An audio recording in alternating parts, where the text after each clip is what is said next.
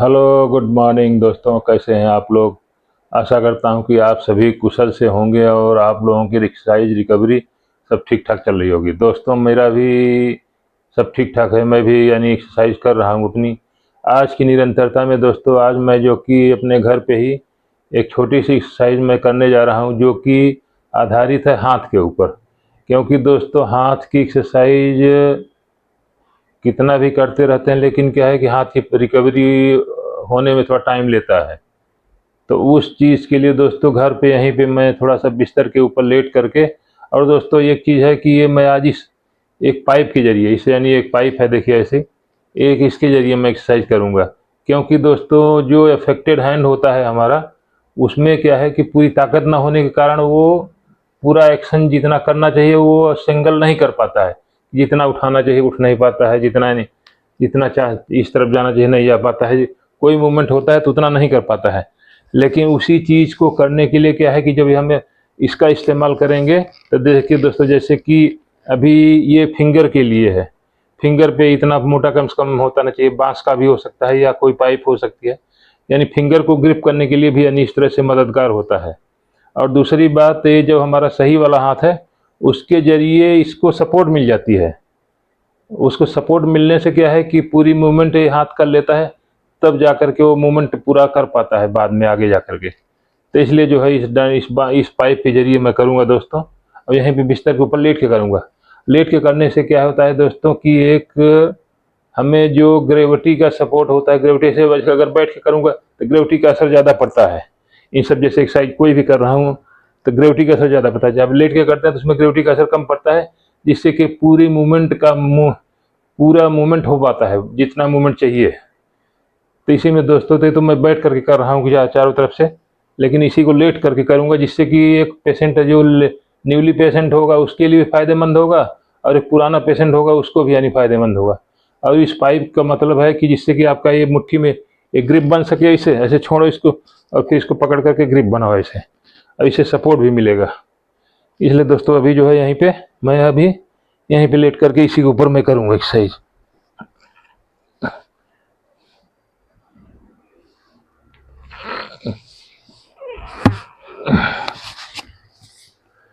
अभी देखिए दोस्तों बेड के ऊपर क्या है कि इस तरह से पोजीशन बनाना है कि ऐसे दोनों हाथ जो है, दोनों घुटने जो है मोड़ करके ऐसे,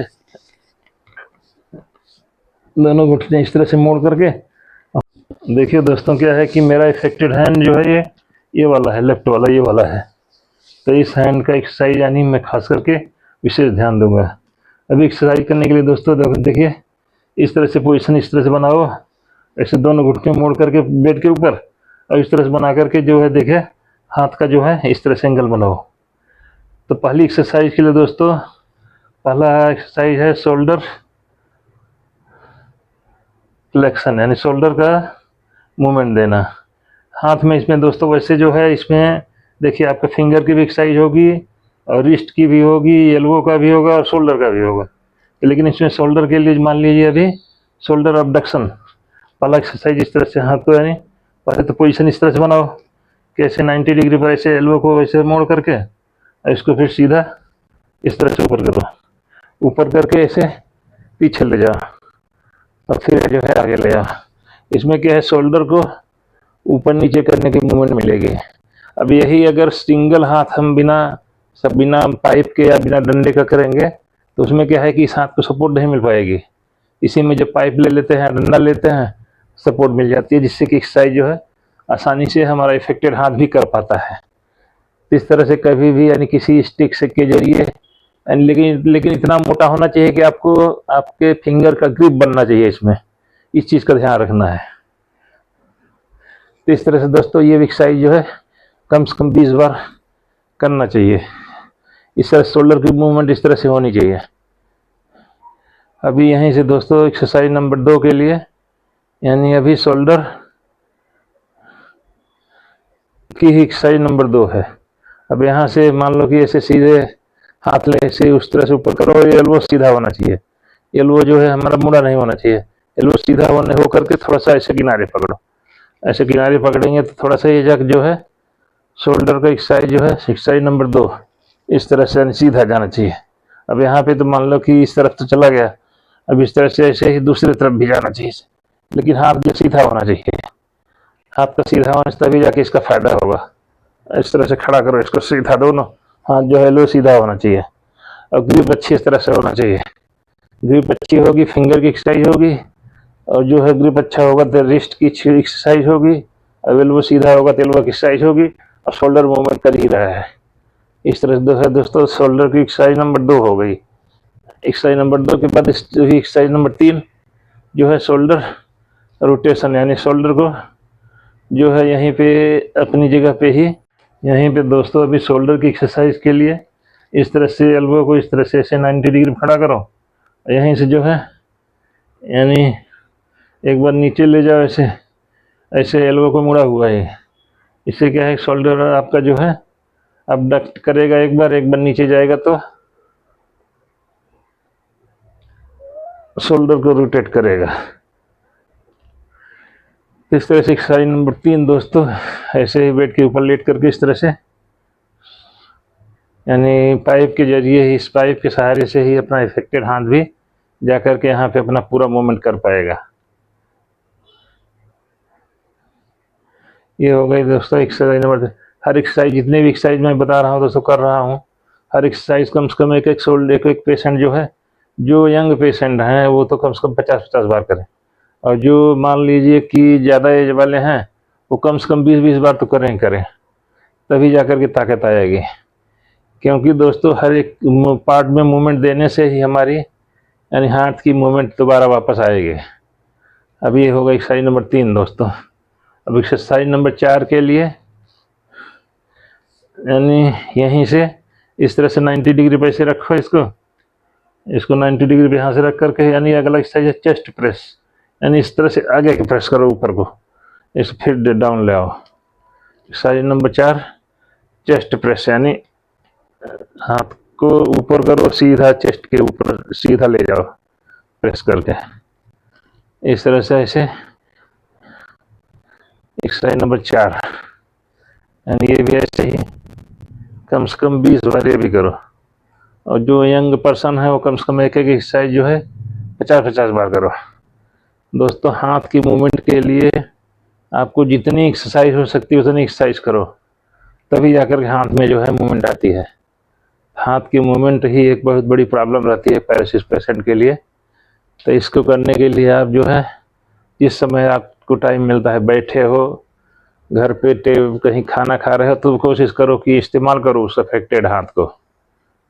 इस तरह से दोस्तों ऐसे चेस्ट प्रेस, ये एक्सरसाइज नंबर 4 हो गई दोस्तों। इस तरह एक्सरसाइज नंबर 4 कीजिए। अभी यहीं पे 5वीं एक्सरसाइज के लिए,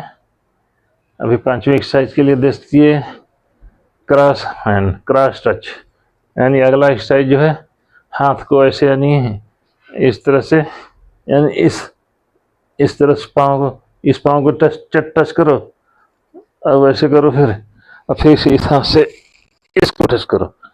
तो ये अगली एक्सरसाइज जो बता रहा हूँ दोस्तों वो क्रॉस टच मतलब कि इस हाथ को जो है यहाँ पे इस तरफ टच करो ऐसे, और इस हाथ को जो है ऐसे इस पाँव पे टच करो, वैसे ही इस पाँव को इस हाथ को इस पाँव पे टच करो, और इस हाथ को जो है इस पाँव पे टच करो, इस हाथ को ऐसे टच करो, और इस पाँव को इस हाथ को ऐसे टच करो। ऐसे ही क्रॉस टच इसको भी हर एक हाथ से कम से कम 20-20 बार करो।